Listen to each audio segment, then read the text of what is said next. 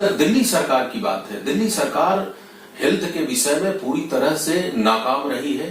दिल्ली सरकार के में कोई भी कानून नहीं है, न केवल ऑनलाइन के लिए बट एक ऑफलाइन जो पैथोलॉजिकल लैब है, जो हमारे यहाँ आप गली मोहल्ले में पैथोलॉजिकल लैब है, आपको जानकर के बड़ा हैरानी होगी कि उसके लिए भी लॉ नहीं है। तो मैं जाकर के गलत बयानबाजी करते हैं कि मैं लॉ ला रहा हूं, मैं कानून ला रहा हूं, मैं ये कर रहा हूं, मैं वो कर रहा हूं, लेकिन आज तक 2018 से मैं इसकी लड़ाई लड़ रहा हूं, लेकिन आज तक कानून कहां है इसका कोई अता पता नहीं है। आप जिस टेस्ट लैब से टेस्ट कराते हैं, उस लैब में के अंदर कोई क्वालिफाइड आदमी बैठा है क्या? उसके जो है मिनिमम जो स्पेसिफिकेशन जो है, मिनिमम जो क्वालिटी चाहिए टेस्टिंग के लिए, उसके पास है कि नहीं है? ये कोर्ट में सेंटर बता रही है कि हेल्थ स्टेट सब्जेक्ट है, या स्टेट बता रही है कि सेंटर का कर्तव्य है, चूंकि आईसीएमआर ने ही पूरे देश में गाइडलाइन वो दिया था। तो कहने का ये अर्थ है कि ये लोग कोर्ट में एक दूसरे के ऊपर ब्लेम कर रहे हैं कि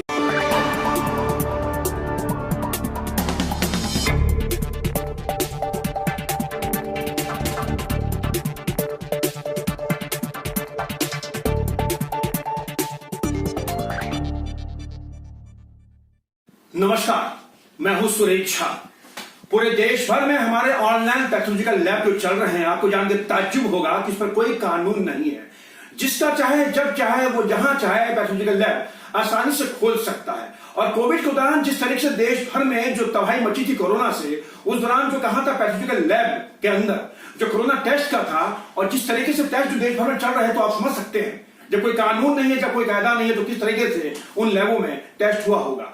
दिल्ली देश की राजधानी है और यहां पर जिस तरीके से पैथोलॉजिकल लैब जो चल रहे हैं, जिस पर कोई शिकंजा नहीं, कानून नहीं है, वो कहीं ना कहीं आम आदमी की जान के साथ खिलवाड़ कर रहे हैं। सुप्रीम कोर्ट में इस मामले को लेकर जाया गया था, हाई कोर्ट में सुनवाई चल रही है। हाई कोर्ट में दिल्ली सरकार और केंद्र सरकार से पूछा कि आखिर आप इस पर क्या कर रहे हैं, आखिर आपने अभी तक कानून क्यों नहीं बनाया है और क्या वजह है कि आप इसको लेकर गंभीर नहीं है। आज इसी विषय पर हमारे साथ बातचीत करने के लिए मौजूद है कानून के जानकार हैं और साथ ही इस पूरे मामले को लेकर जो आजकल लड़ाई जो लड़ रहे हैं, वो है हमारे साथ शशांक देशमुखी, जो याचिकाकर्ता के एडवोकेट है। आइए इनसे बातचीत करते हैं। सर, आपका बहुत बहुत स्वागत हमारे शो में। सर, क्या करेंगे आखिर दिल्ली सरकार की बात करें या केंद्र सरकार की बात करें, जो ऑनलाइन पैथोलॉजिकल लैब जो चल रहे हैं देश भर में, सबसे बड़ी बात है कोई कानून नहीं, कोई शिकंजा नहीं इसके ऊपर, जो चाहे जब चाहे जिसका मन चाहे कहीं भी खोल सकता है। तो आखिर सरकारें जो हैं इसको लेकर गंभीर क्यों? दिल्ली सरकार हेल्थ के विषय में पूरी तरह से नाकाम रही है। दिल्ली सरकार के में कोई भी कानून नहीं है, न केवल ऑनलाइन के लिए बट एक ऑफलाइन जो पैथोलॉजिकल लैब है, जो हमारे यहाँ आप गली मोहल्ले में पैथोलॉजिकल लैब है, आपको जानकर के बड़ा हैरानी होगी कि उसके लिए भी लॉ नहीं है। ये हाई कोर्ट में जाकर के गलत बयानबाजी करते हैं कि मैं लॉ ला रहा हूं, मैं कानून ला रहा हूं, मैं ये कर रहा हूं, मैं वो कर रहा हूं, लेकिन आज तक 2018 से मैं इसकी लड़ाई लड़ रहा हूं, लेकिन आज तक कानून कहां है इसका बता रहा हूं कोर्ट को कि इलीगल ऑनलाइन पैथोलॉजिकल लैब्स लोगों को मार रहा है, लोगों को जो है वो जहर दे रहा है, और आप इसके ऊपर एक्शन लीजिए। मैं दिल्ली सरकार को इतने इंस्टेंसेस दिया है कि दिल्ली सरकार आज भी उस पर एक्शन लेने में पूरी तरह से नाकाम रही है। बहुत दुखद बात है। लेकिन सर, दिल्ली हाईकोर्ट में जिस मामले की सुनवाई हुई थी, दिल्ली हाईकोर्ट ने अब क्या कहा केंद्र को और राज्य सरकार को? देखिए, सरकार के पास, चाहे केंद्र सरकार हो चाहे वो दिल्ली सरकार हो, दोनों के पास ऑनलाइन पैथोलॉजिकल लैब को रेगुलेट करने का कोई भी कानून उनके पास है नहीं।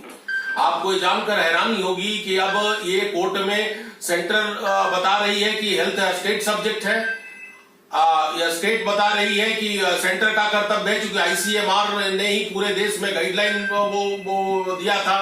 तो कहने का ये अर्थ है कि ये लोग कोर्ट में एक दूसरे के ऊपर ब्लेम कर रहे हैं कि उनका काम है, ये उनका काम है, ये उनका काम है। एसेंस में आपको मैं कहना ये चाहता हूं कि आज तक न सेंटर न यहाँ का जो दिल्ली सरकार है, कोई भी कानून लाया नहीं है। इस पर सख्त रवैया अपनाते हुए आईसीएमआर को हिदायत दिया कि अगर आप गाइडलाइन अगर ले डाउन करते हैं तो उस गाइडलाइन को आपको अगर कोई अगर फॉलो नहीं करता है, उल्लंघन करता है, तो उनका लाइसेंस को रद्द किया जाए, ये कोर्ट ने बोला है। सर ये बताइए, इतना गंभीर इशू है, इस इशू को लेकर जिस तरीके से आप इसको लेके मुखर हो रखे हैं, दिल्ली हाईकोर्ट चिंता जता चुकी है, लेकिन दिल्ली सरकार की बात करें या केंद्र सरकार की बात करें तो दोनों सरकारें आगे क्या वजह लगती है कि इसको लेकर गंभीर नहीं है? क्या इसके पीछे कोई बड़ी वजह लगती है या कोई ऐसे इसमें रसूखदार लोग हैं जिनको कहीं ना कहीं दिल्ली सरकार या केंद्र सरकार को संरक्षण दे रही है? क्योंकि कानून बन जाएगा तो कोई भी आसानी से सर्जिकल लैब जो चल रहा है ऑनलाइन वो नहीं खोल पाएगा। तो क्या कोई रसूखदार लोग इसके पीछे है या इनकी मंशा नहीं इसको रेगुलेट करने की? देखिए, मैं आपको बताना चाहता हूं कि जितने भी पैथोलॉजिकल लैब चल रहे हैं वो बहुत बड़े कॉर्पोरेट बैकिंग के आधार पर चल रहा है। और आप हेल्दियन देखें, एमफाइन देखें, इस तरह के बड़े बड़े जो ये जो पैथोलॉजिकल लैब का नेटवर्क चल रहा है वो छोटे आदमी तो चला ही नहीं सकता है। हजारों करोड़ 65,000 करोड़ का ये बिजनेस है।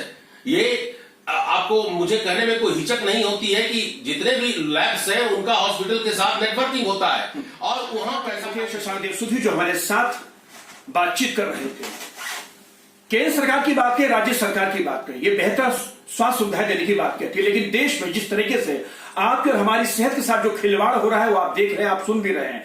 कोर्ट्स के अंदर लगातार पूछा जा रहा है कि आखिर देश भर में यानी ऑनलाइन पैथोलॉजिकल लैब जो चल रहा है उस पर कानून क्यों नहीं बना है अब तक, इसकी वजह क्या लगती है? लेकिन ना तो केंद्र सरकार जवाब दे रही है ना राज्य सरकार जवाब दे रही है। इसका सीधे सीधे यही इशारा है कि कहीं ना कहीं ऐसे रसूखदार इसके पीछे लोग हैं जो नहीं चाहते हैं कि कानून बने और जिनको केंद्र सरकार भी राज्य सरकार भी सुरक्षा दे रही है और जो कहीं ना कहीं आम आदमी की जान के साथ सीधे सीधे एक खिलवाड़ है।